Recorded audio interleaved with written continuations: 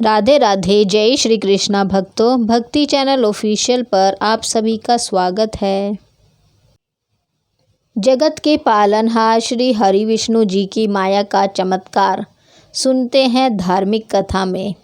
एक दिन नारद जी और भगवान विष्णु साथ साथ वन में जा रहे थे कि अचानक विष्णु जी एक वृक्ष के नीचे थक कर बैठ गए और बोले, भाई नारद जी, हम तो थक गए, प्यास भी लगी है, कहीं से पानी मिल जाए तो लाओ। हमसे तो प्यास के मारे चला ही नहीं जा रहा है, हमारा तो गला सूख रहा है। नारद जी तुरंत सावधान हो गए। उनके होते हुए भला भगवान प्यासे रहे, ऐसा कैसे हो सकता है। नारद जी बोले, भगवान अभी लाया, आप थोड़ी देर प्रतीक्षा करें। नारद जी एक ओर दौड़ लिए। उनके जाते ही भगवान मुस्कुराए और अपनी माया को नारद जी को सत्य के मार्ग पर लाने का आदेश दिया। माया शुरू हो गई। नारद जी थोड़ी दूर ही गए होंगे कि एक गांव दिखाई पड़ा, जिसके बाहर कुएं पर कुछ युवा स्त्रियां पानी भर रही थी। कुएं के पास जब वे पहुंचे तो एक कन्या को देखकर अपनी सुध-बुध खो बैठे, बस उसे ही निहारने लगे। यह भूल गए कि वे भगवान के लिए पानी लेने गए थे। कन्या भी समझ गई। वह जल्दी जल्दी जल से घड़ा भरकर अपनी सहेलियों को पीछे छोड़कर घर की ओर चल पड़ी। नारद जी भी उसके पीछे हो लिए। कन्या तो घर के अंदर चली गई, लेकिन नारद जी के द्वार पर खड़े होकर नारायण नारायण का अलख जगाया। गृह स्वामी नारायण का नाम सुनकर बाहर आया। उसने नारद जी को तुरंत पहचान लिया। अत्यंत विनम्रता और आदर के साथ वह उन्हें घर के अंदर ले गया और उनके हाथ पैर धुलाकर स्वच्छ आसन पर बैठाया तथा उनकी सेवा सत्कार में कोई कमी न छोड़ी। तब शांति के साथ उनके आगमन से अपने को धन्य बताते हुए अपने योग्य सेवा के लिए आग्रह किया। नारद जी बोले, आपके घर में जो आपकी कन्या जल का घड़ा लेकर अभी अभी आई है, मैं उससे विवाह करना चाहता हूँ। गृह स्वामी एकदम चकित रह गया, लेकिन उसे प्रसन्नता भी हुई कि मेरी कन्या एक महान योगी तथा संत के पास जाएगी। उसने स्वीकृति प्रदान कर दी और नारद जी को अपने घर में ही रख लिया। 2-4 दिन पश्चात शुभ मुहूर्त में अपनी कन्या का विवाह नारद जी के साथ कर दिया तथा उन्हें ग्राम में उतनी धरती का टुकड़ा दे दिया कि खेती करके वे आराम से अपना पेट भर सके। अब नारद जी की वीणा एक खूंटी पर टंगी रहती, जिसकी ओर उनका ध्यान बहुत कम जाता। अपनी पत्नी के आगे नारायण को वे भूल गए। दिन भर खेती में लगे रहते, कभी हल चलाते, कभी पानी देते, कभी बीज बोते, कभी निराई गुड़ाई करते। जैसे जैसे पौधे बढ़ते, उनकी प्रसन्नता का ठिकाना न रहता। फसलें हर वर्ष पकती कटती, अनाज से उनके भंडार गृह भर जाते। नारद जी की गृहस्थी भी बढ़ती गई। 3-4 लड़के लड़कियां भी हो गए। अब नारद जी को एक क्षण भी फुर्सत न थी। वे हर समय उनके पालन पोषण और पढ़ाई लिखाई में लगे रहते अथवा खेती में काम करते। अचानक एक बार वर्षा के दिनों में तेज बारिश हुई। कई दिनों तक बंद होने का नाम ही नहीं लिया। बादलों की गरज और बिजली की कड़क ने सबके हृदय में भय उत्पन्न कर दिया। मूसलाधार वर्षा ने ग्राम के पास बहने वाली नदी में बाढ़ की स्थिति पैदा कर दी। किनारे तोड़कर नदी उफन पड़ी। चारों ओर पानी ही पानी। कच्चे पक्के सभी मकान ढहने लगे। घर का सामान बह गया, पशु भी डूब गए, अनेक व्यक्ति मर गए। गांव में त्राही त्राही मच गई। नारद जी अब क्या करें। उन्होंने भी घर में जो कीमती थोड़ा बहुत सामान बचा था, उसकी गठड़ी मुठड़ी बांधी और अपनी पत्नी तथा बच्चों को लेकर पानी में से होते हुए जान बचाने के लिए घर से बाहर निकले। बगल में गठरी, एक हाथ से एक बच्चे को पकड़े, दूसरे से अपनी स्त्री को संभाले तथा पत्नी भी एक बच्चे को गोद में लिए एक का हाथ पकड़े धीरे धीरे आगे बढ़े।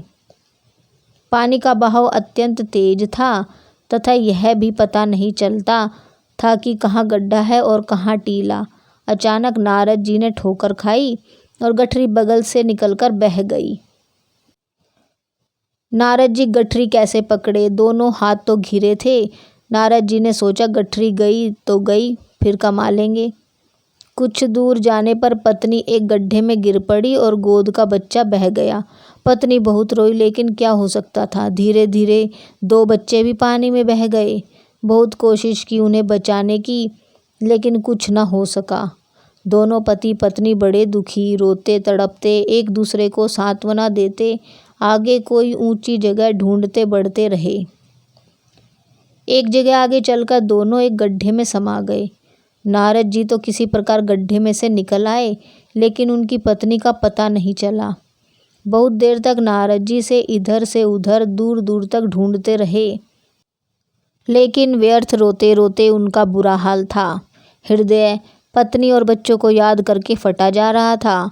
उनकी तो सारी गृहस्थी उजड़ गई थी। बेचारे क्या करे, किसे कोसे, अपने भाग्य को या भगवान को। भगवान का ध्यान आते ही नारद जी के मस्तिष्क में प्रकाश फैल गया और पुरानी सभी बातें याद आ गई। वे किस लिए आए थे और कहाँ फंस गए। नारद जी को याद आया, भगवान विष्णु तो उनकी प्रतीक्षा कर रहे होंगे। वे तो उनके लिए जल लेने आए थे और यहाँ गृहस्थी बसाकर बैठ गए। वर्षों बीत गए गृहस्थी को बसाने में और फिर सब नष्ट हो गया। क्या भगवान अब भी मेरी प्रतीक्षा में उसी वृक्ष के नीचे बैठे होंगे। यह सोचते ही बाढ़ नदारद हो गई। गांव भी अंतर्ध्यान हो गया। वे तो घने वन में खड़े थे। नारद जी पछताते और शर्माते हुए दौड़े। देखा कुछ ही दूर पर उसी वृक्ष के नीचे भगवान लेटे हैं। नारद जी को देखते ही वे उठ बैठे और बोले, अरे भाई नारद, कहाँ चले गए थे, बड़ी देर लगा दी, पानी लाए या नहीं। नारद जी भगवान के चरण पकड़कर बैठ गए और लगे अश्रु बहाने। उनके मुंह से एक बोल भी ना फूटा। भगवान मुस्कुराए और बोले, तुम अभी तो गए थे, कुछ अधिक देर थोड़े ही हुई है। लेकिन नारद जी को लगता है कि वर्षों बीत गए। अब उनकी समझ में आया कि सब भगवान की माया थी, जो उनके अभिमान को चूर चूर करने के लिए पैदा हुई थी। उन्हें बड़ा घमंड था कि उनसे बढ़कर त्रिलोक में दूसरा कोई भक्त नहीं है। जरा सी देर में ढेर हो गया। वे पुनः सरलता और विनय के साथ भगवान के गुण गाने लगे। इस कथा से हमें यह शिक्षा मिलती है कि यदि हमारे पास सब कुछ है, हमने अथक परिश्रम, लगन और निष्ठा से कुछ प्राप्त कर लिया है, चाहे वह अपार धन हो, शारीरिक शक्ति हो, भरा पूरा परिवार हो या फिर कोई ऊंची योग्यता, पद या यश हो, तो उस पर घमंड क्यों करें। क्या हमसे ऊपर और लोग नहीं हैं? क्या हम ही सर्वोपरि है? अनेक हमसे पहले हो चुके हैं और आगे भी होंगे, फिर घमंड कैसा। जय श्री हरि विष्णु जी की। तो इसी कथा के साथ हम आज की वीडियो को यहीं समाप्त करते हैं।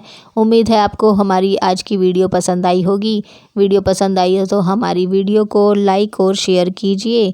और यदि अभी तक आपने हमारे चैनल को सब्सक्राइब नहीं किया है तो चैनल को सब्सक्राइब कर लीजिए और बेल आइकन को प्रेस कीजिए, ताकि आने वाली सभी अगली वीडियो की जानकारी आपको मिल सके।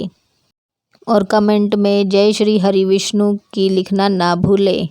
Thank you for watching. Radhe Radhe. जय श्री कृष्णा। भगवान हरि विष्णु आपके सभी दुखों और कष्टों का नाश करे और आपके घर में सुख और समृद्धि लाए। इसी मनोकामना के साथ हम आज की वीडियो को यहीं समाप्त करते हैं। मिलते हैं अगली वीडियो में।